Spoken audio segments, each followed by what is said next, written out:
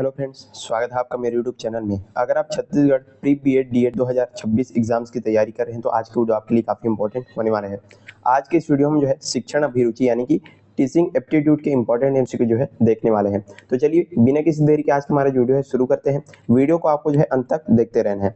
चलिए पहला क्वेश्चन यहाँ पर दिया गया है कि शिक्षण का मुख्य उद्देश्य जो है क्या है। ऑप्शन देख सकते हैं, केवल परीक्षा पास करना, ज्ञान का रटाना, बालक का सर्वांगीण विकास करना या फिर अनुशासन बनाए रखना। तो चलिए बताइए इसका आंसर क्या हो सकता है। तो बिल्कुल सही, इसका आंसर आपका ऑप्शन नंबर सी यानी कि बालक का सर्वांगीण विकास करना इसका सही आंसर हो जाएगा।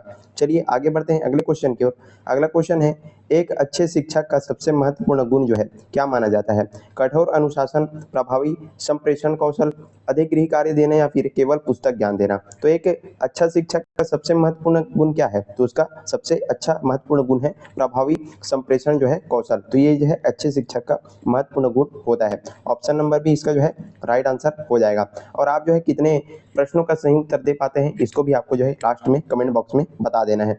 चलिए आगे बढ़ते हैं अगले क्वेश्चन की ओर। अगला क्वेश्चन है, बालक केंद्रित शिक्षा में जो है शिक्षक की भूमिका जो है क्या होती है। नियंत्रक, दंड देने वाला, मार्गदर्शक या फिर निरीक्षक। यहाँ पर क्या पूछा जा रहा है, बालक केंद्रित शिक्षा में जो है शिक्षक की भूमिका यहाँ पर पूछा जा रहा है। तो इसका चलिए बताइए आंसर जो है क्या हो सकता है। तो इसका राइट आंसर हो जाएगा ऑप्शन नंबर सी यानी कि मार्गदर्शक इसका राइट आंसर हो जाएगा।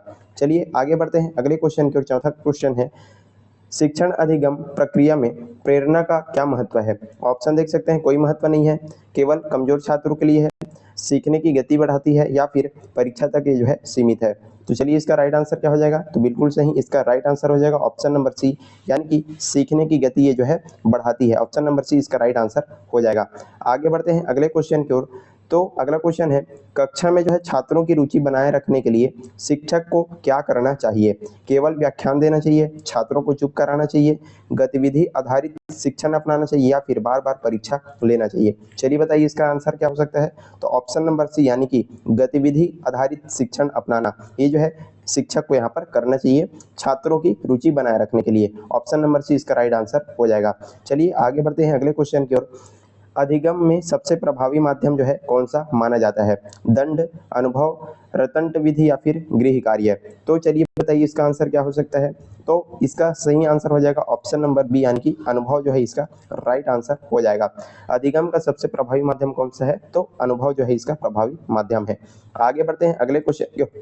अगला क्वेश्चन यहाँ पर दिया गया है कि यदि कक्षा में कोई छात्र बार बार गलती करता है तो शिक्षक को क्या करना चाहिए।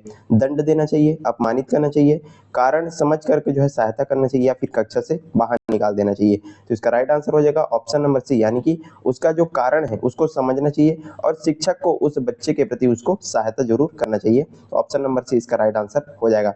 चलिए आगे बढ़ते हैं अगले क्वेश्चन की ओर।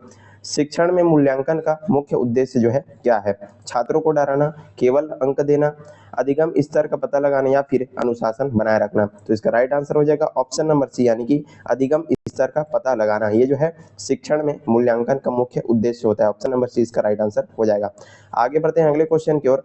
एक आदर्श शिक्षक जो है छात्रों के साथ कैसा व्यवहार करता है। पक्षपातपूर्ण, कठोर, सहानुभूतिपूर्वक या फिर उदासीन। तो चलिए बताइए इसका राइट आंसर क्या हो जाएगा। तो इसका राइट आंसर हो जाएगा ऑप्शन नंबर सी यानी कि सहानुभूतिपूर्ण जो है शिक्षक अपने छात्रों के साथ व्यवहार करता है, न कि वो पक्षपात करेगा, न भी वो जो है ज्यादा कठोर होगा। सहानुभूतिपूर्ण जो है वो उसका व्यवहार रहता है। आगे बढ़ते हैं 10वें नंबर क्वेश्चन की ओर। शिक्षण प्रक्रिया को सफल बनाने के लिए आवश्यक है केवल पाठ्य पुस्तक, छात्र और शिक्षक की सक्रिय भागीदारी, कठोर अनुशासन या फिर अधिक परीक्षा। तो यहाँ पर जो है शिक्षण प्रक्रिया को सरल बनाने के लिए क्या आवश्यक होता है। तो यहाँ पर आवश्यक होता है शिक्षक और छात्र के बीच की सक्रिय भागीदारी जो है काफी आवश्यक होता है। ऑप्शन नंबर 20 का राइट आंसर हो जाएगा।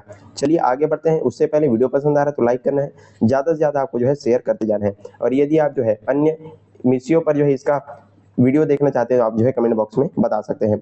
चलिए आगे बढ़ते हैं अगले क्वेश्चन की ओर। कक्षा शिक्षण में प्रश्न पूछने का मुख्य उद्देश्य जो है क्या है। छात्रों को डराना, समय बिताना या फिर जिज्ञासा एवं चिंतन विकसित करना या फिर शोर रोकना। तो इसका राइट आंसर हो जाएगा ऑप्शन नंबर सी यानी कि जिज्ञासा एवं चिंतन विकसित करना इसका राइट आंसर हो जाएगा। आगे बढ़ते हैं अगला क्वेश्चन देखते हैं। सीखने का स्थायी प्रभाव जो है किससे पड़ता है, रटने से, दंड से, क्रियात्मक अनुभव से या फिर परीक्षा से। तो जो सीखने का जो स्थायी प्रभाव पड़ता है आपके पड़ता है क्रियात्मक अनुभव से। ऑप्शन नंबर सी इसका राइट आंसर हो जाएगा। आगे बढ़ते हैं अगले क्वेश्चन की ओर। शिक्षक को छात्रों में कौन से गुण जो है विकसित करने चाहिए, भय, प्रतिस्पर्धा, सृजनात्मकता या फिर अहंकार। तो चलिए बताइए इसका राइट आंसर क्या हो जाएगा। एक अच्छा शिक्षक वही है जो अपने छात्रों के अंदर जो है सृजनात्मकता का गुण है विकसित करे, वही एक आदर्श एक अच्छा शिक्षक यहाँ पर माना जाता है, ना कि उनको जो है अहंकार या प्रतिस्पर्धा का सोच उनको जो है अंदर देना चाहिए। चलिए आगे बढ़ते हैं अगले क्वेश्चन की ओर। शिक्षण का लोकतांत्रिक वातावरण जो है किसे बढ़ावा देता है, भय, स्वतंत्र अभिव्यक्ति, दंड या फिर अनुशासनहीनता। तो शिक्षक का लोकतांत्रिक वातावरण आपके जो है स्वतंत्र अभिव्यक्ति को जो है बढ़ावा देता है। ऑप्शन नंबर 20 का राइट आंसर हो जाएगा। आगे बढ़ते हैं अगले क्वेश्चन की ओर। प्रभावी शिक्षण की पहचान जो है क्या है, अधिक गृह कार्य देना, छात्र की सक्रिय भागीदारी, कठोर अनुशासन या फिर केवल परीक्षा परिणाम। तो एक प्रभावी शिक्षक की पहचान क्या है, छात्र की सक्रिय सहभागिता, ये जो है इसका राइट आंसर हो जाएगा ऑप्शन नंबर बी। चलिए आगे बढ़ते हैं अगले क्वेश्चन की ओर। 16 नंबर क्वेश्चन है, शिक्षण में सहायक सामग्री यानी कि TLM का उपयोग जो है क्यों किया जाता है, समय बिताने के लिए, पढ़ाई कठिन बनाने के लिए, सीखने को सरल और रोचक बनाने के लिए या फिर अनुशासन बनाए रखने के लिए। तो इसका उपयोग क्यों किया जाता है, सीखने को जो है सरल और रोचक बनाने के लिए, ताकि जो छात्र चीजों को काफी बेहतरीन तरीके से वो जो है सीख सके। ऑप्शन नंबर सी इसका राइट आंसर हो जाएगा। चलिए आगे बढ़ते हैं अगले क्वेश्चन की ओर।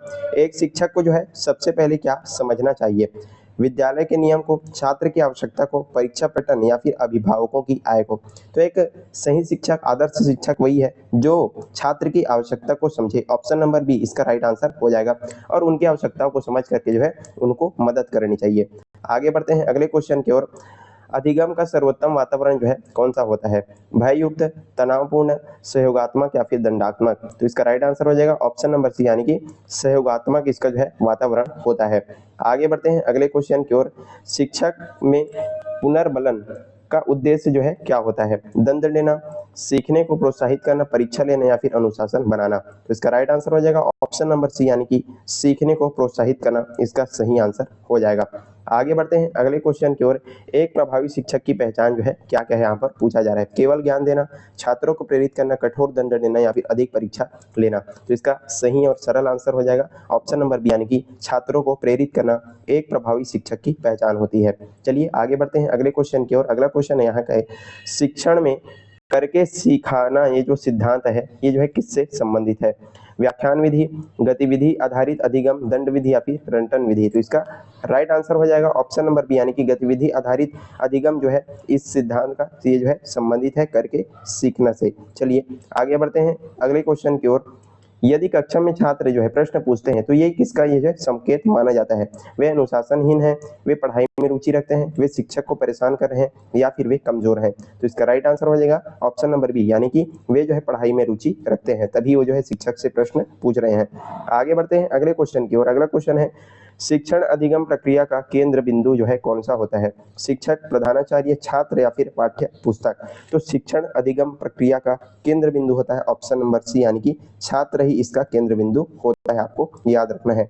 चलिए आगे बढ़ते हैं अगले क्वेश्चन की ओर। अगला क्वेश्चन यहाँ पर दिया गया है कि निम्न में से कौन सी विशेषता एक अच्छे शिक्षक की जो है नहीं होती, निष्पक्षता, सहानुभूति, पक्षपात या फिर धैर्य। तो अच्छे शिक्षक की विशेषता यहाँ पर नहीं होती, यहाँ पर देख सकते हैं पक्षपात जो है अच्छे शिक्षक की विशेषता नहीं होती। किसी भी छात्र का जो है पक्षपात लेना एक अच्छे या आदर्श शिक्षक की विशेषता यहाँ पर नहीं मानी जाती। आगे बढ़ते हैं अगले क्वेश्चन की ओर। अगला क्वेश्चन है कि छात्रों में अनुशासन विकसित करने का सर्वोत्तम तरीका है, कठोर दंड देना, भय उत्पन्न करना, प्रेरणा एवं आदर्श प्रस्तुत करना या फिर बार बार चेतावनी देना। यदि छात्रों को अनुशासन विकसित करवाना है तो उसका सबसे अच्छा तरीका यह है कि उनको जो है प्रेरणा और आदर्श जो है प्रस्तुत करना। इसका राइट आंसर हो जाएगा ऑप्शन नंबर सी। चलिए आगे बढ़ते हैं अगले क्वेश्चन की ओर। अधिगम सबसे अधिक प्रभावी कब होता है, जब छात्र सक्रिय हो, जब छात्र चुप हो, जब केवल शिक्षक बोले या जब केवल परीक्षा हो। तो इसका राइट आंसर क्या हो जाएगा, इसका राइट आंसर हो जाएगा ऑप्शन नंबर ए यानी कि जब जो है छात्र सक्रिय हो तभी अधिगम जो है सबसे ज्यादा प्रभावित होता है। चलिए आगे बढ़ते हैं अगले क्वेश्चन की ओर। शिक्षक को कक्षा में किस प्रकार का जो वातावरण है वो बनाना चाहिए, तनावपूर्ण, भययुक्त, मैत्रीपूर्ण या फिर दंडात्मक। तो इसका राइट आंसर हो जाएगा ऑप्शन नंबर सी यानी कि मैत्रीपूर्ण जो वातावरण है बनाना चाहिए शिक्षक और छात्रों के बीच, ताकि छात्रों को भी पढ़ने में काफी मजा आता रहे। आगे बढ़ते हैं अगले क्वेश्चन की ओर। तो शिक्षा का मुख्य उद्देश्य जो है क्या है? नौकरी प्राप्त करना, केवल साक्षर बनाना, व्यक्तित्व का विकास करना या फिर परीक्षा पास करना? तो चलिए बताइए इसका राइट आंसर क्या हो सकता है। तो इसका राइट आंसर हो जाएगा व्यक्तित्व का विकास करना। ये जो है शिक्षा का मुख्य उद्देश्य है। चलिए आगे बढ़ते हैं 29 नंबर प्रश्न में।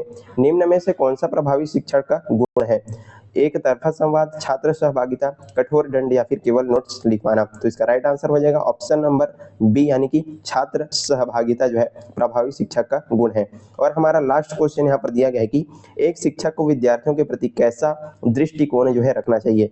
भेदभावपूर्ण, नकारात्मक, सहयोगात्मक एवं संवेदनशील या फिर कठोर? तो इसका राइट आंसर हो जाएगा ऑप्शन नंबर सी, यानी कि सहयोगात्मक एवं संवेदनशील दृष्टिकोण जो है शिक्षक को अपने छात्रों के प्रति रखना चाहिए। राइट आंसर इसका यही हो जाएगा।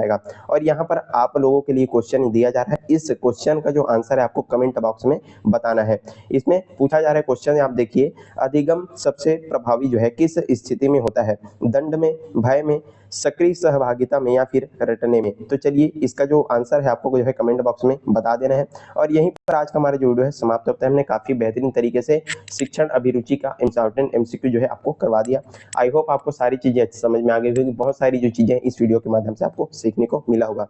वीडियो पसंद आए तो लाइक करना, ज्यादा से ज्यादा शेयर करना है, और चैनल पर नए हैं तो जरूर आपको सब्सक्राइब कर लेना है। कमेंट बॉक्स में बताने की अगला जो वीडियो है कौन से विषय पर होना चाहिए, हिंदी, सामाजिक विज्ञान या रीजनिंग, जो भी आप जो है विषय बताएंगे उसके अनुरूप जो है इसका जो वीडियो है आपको लाने का प्रयास किया जाएगा। चलिए आज के लिए बस इतना ही, पढ़ते रहिएगा। धन्यवाद।